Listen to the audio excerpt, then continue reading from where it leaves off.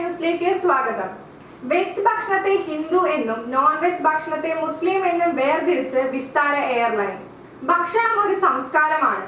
ഓരോ പ്രദേശത്തും നൂറ്റാണ്ടുകളായി ജീവിച്ചു വരുന്ന ജനങ്ങൾ തങ്ങൾക്ക് ലഭ്യമായ ഭക്ഷ്യവസ്തുക്കൾ ഉപയോഗിച്ച് തങ്ങളുടേതായ പ്രത്യേകതകളോട് തയ്യാറാക്കുന്ന ഭക്ഷണത്തിന്റെ രുചിയും ഗുണവും അതാത് സംസ്കാരവുമായി ഏറെ ബന്ധപ്പെട്ട് കിടക്കുന്നു.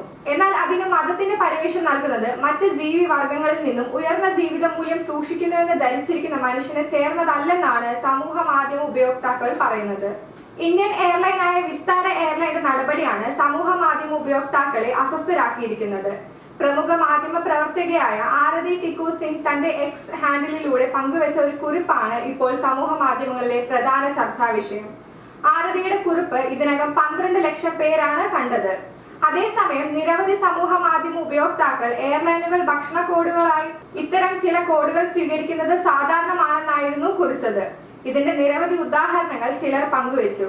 എയർലൈനുകൾ, കാറ്ററിംഗ് വിതരണക്കാർ, ഗ്രൗണ്ട് ഉദ്യോഗസ്ഥർ എന്നിവർക്ക് യാത്രക്കാരുടെ ഭക്ഷണ ആവശ്യകതകൾ യഥാവിധി കൈകാര്യം ചെയ്യുന്നതിനും കാര്യക്ഷമമായി ആശയവിനിമയം നടത്തുന്നതിനുമായി international air transport association standard meal കോഡുകൾ നൽകുന്നുണ്ടെന്നും ചിലർ എഴുതി.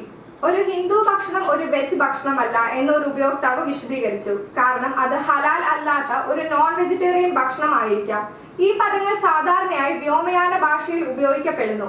അതുപോലെ മുസ്ലിം ഭക്ഷണം ഒരു ഹലാൽ നോൺ വെജിറ്റേറിയൻ ഭക്ഷണമാണ്.